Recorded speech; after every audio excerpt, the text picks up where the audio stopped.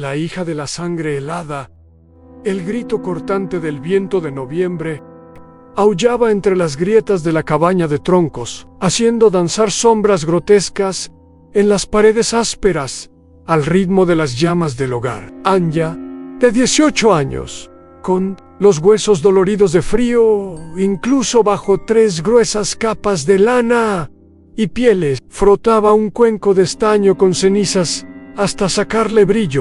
Sus ojos, del color del musgo bajo la nieve, evitaban a la figura sentada en la rústica mesa Elara, su madre, la reina del hielo de un hombre esquimal olvidado hace mucho, no por su belleza austera que aún conservaba, ni por la fuerza que emanaba incluso en reposo, sino por la maldición que impregnaba cada fibra de su existencia y, por extensión, de la existencia de Anya. La maldición no había sido un accidente. Siglos atrás, una antepasada de Lara, una Angegak se llamaba N, poderosa y rencorosa, juró venganza contra su propio clan. En un ritual bajo una aurora boreal teñida de rojo, invocó a los espíritus antiguos del hielo y la oscuridad, ofreciendo su propia descendencia a cambio de poder sobre la tierra implacable.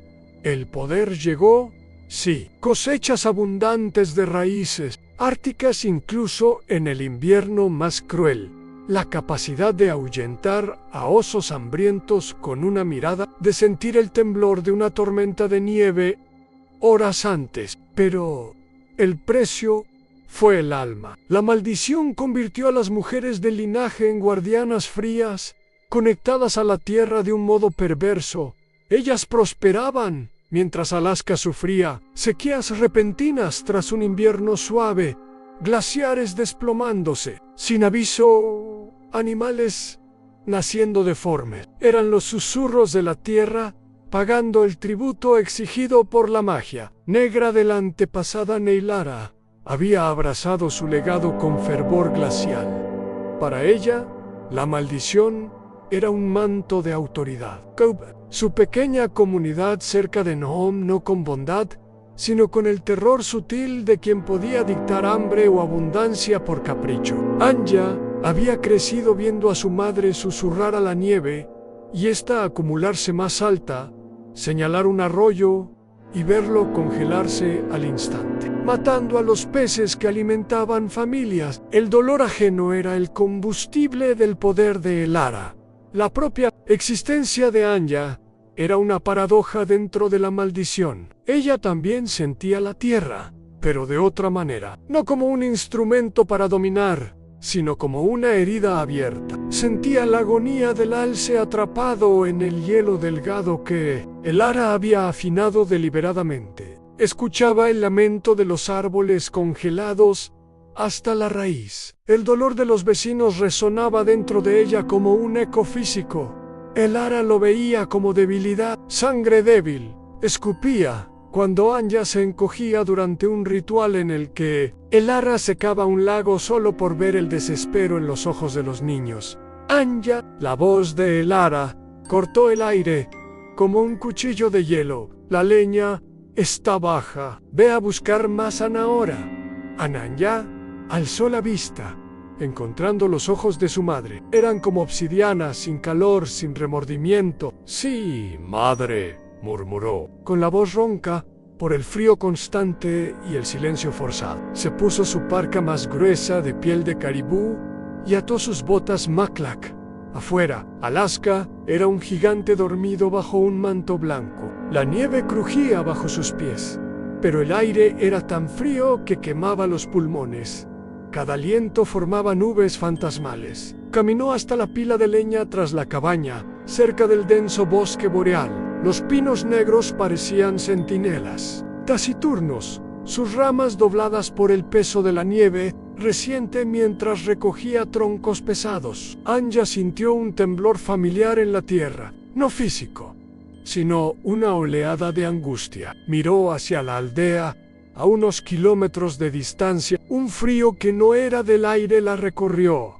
Elara estaba haciendo algo terrible, ignorando la orden.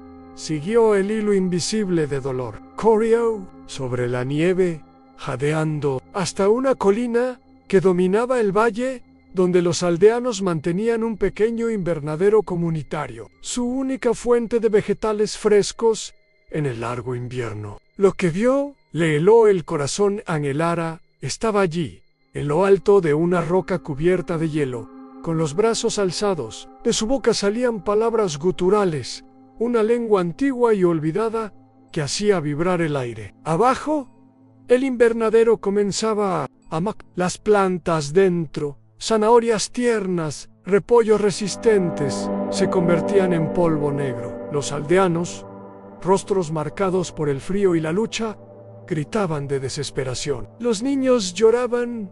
¡Basta! La voz Tion rasgó el silencio, más fuerte de lo que jamás creyó posible. ¡Madre! ¡Detente, por favor! Elara bajó los brazos lentamente. El hechizo cesó. Se volvió hacia Anya. Con una sonrisa cruel, mi sensible hija, viniste a presenciar el verdadero poder de nuestra sangre, a sentir el dolor. Su mirada era despectiva. Estos gusanos deben aprender su lugar. Su abundancia es un préstamo mío. La ira, reprimida por años de miedo, brotó en Anya como un geyser, no solo contra Elara, sino contra la maldición, contra el dolor que cargaba Nois, tu padre. Gritó, con lágrimas helándose en sus pestañas. Is robado, es sucio. Y yo lo siento todo, madre. Cada pizca de dolor que causas. La sonrisa de Elara se desvaneció.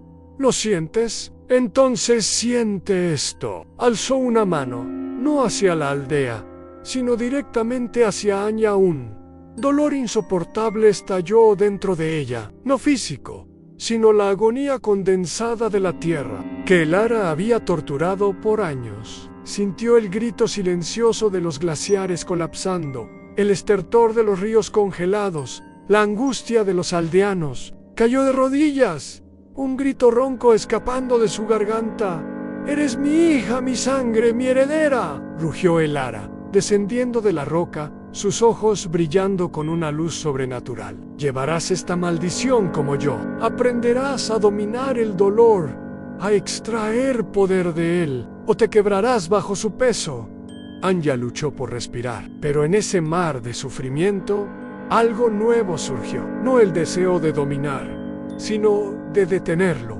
Al detener el dolor, detener a Elara, detener la maldición, An cerró los ojos. En lugar de resistir, la conexión con la tierra se sumergió en ella, no para controlar, sino para sentir. No solo el dolor causado por Elara, sino la resistencia silenciosa de Alaska. La fuerza del granito bajo el hielo, la paciencia de la tundra, la resiliencia de los pinos. Cuando abrió los ojos, ya no había miedo, solo una tristeza profunda y una determinación fría como el permafrost. Se levantó, enfrentando a Elara. «No», dijo, con una voz que resonó en el valle. «El ciclo termina aquí, a hoy, en Elara Río». Un sonido como hielo quebrando. «¿Tú, una niña débil? ¿Qué puedes hacer contra la sangre en tus venas? Contra el poder que yo controlo». «Nada», admitió Anya, clavando la mirada en ella. «Pero ella sí puede». No alzó los brazos. No pronunció palabras antiguas. Simplemente se abrió como una herida, como una puerta. Y todo el dolor, toda la angustia que Elara había infligido a Alaska durante décadas y que Anya había absorbido, fluyó de vuelta, no como un ataque, sino como un retorno brutal a su fuente. Elara retrocedió, sus ojos negros abiertos por el shock. ¿Qué? Entonces la golpeó en la tierra bajo sus pies. Se reveló una grieta negra y profunda, se abrió con un crujido ensordecedor, justo donde Elara estaba. Gases antiguos brotaron, y el permafrost bajo sus pies cedió. Y ya. Su grito fue de furia, terror e incomprensión. An desapareció en la grieta. Por un instante, Anya vio sus ojos, la oscuridad reemplazada por pánico animal. Luego, el hielo y la tierra colapsaron, sellándose con un ruido final. El sonido de una tumba cerrándose en el silencio que siguió fue absoluto. La grieta era, ahora, una cicatriz negra en el paisaje blanco, humeante. Anya cayó de rodillas, exhausta. La conexión con la tierra seguía allí, pero el dolor constante había desaparecido. La maldición no se había roto, pero su propósito perverso murió con el ara. Lentamente, una luz comenzó a danzar en el cielo. La aurora boreal estalló en verdes, púrpuras y rosas, iluminando el valle y el rostro pálido de Anya. No era una aurora sangrienta como la del ritual ancestral. Era viva, pulsando como un corazón recién nacido. Anya alzó el rostro hacia las luces. No había alegría, solo vacío y fatiga. Los aldeanos la miraban, con miedo, desconfianza, quizá un atisbo. Tía Esperanza, la hija de la bruja. ¿Qué sería ahora? Alaska respiraba a su alrededor, herido, pero libre. La maldición seguía, pero Anya juró en silencio, bajo las luces danzantes, que sería diferente. No sería una reina, sería una cuidadora o moriría. En el intento, el viento volvió a aullar, pero ahora sonaba distinto, menos como una amenaza, más como un lamento, y tal vez, solo tal vez, como un suspiro de alivio.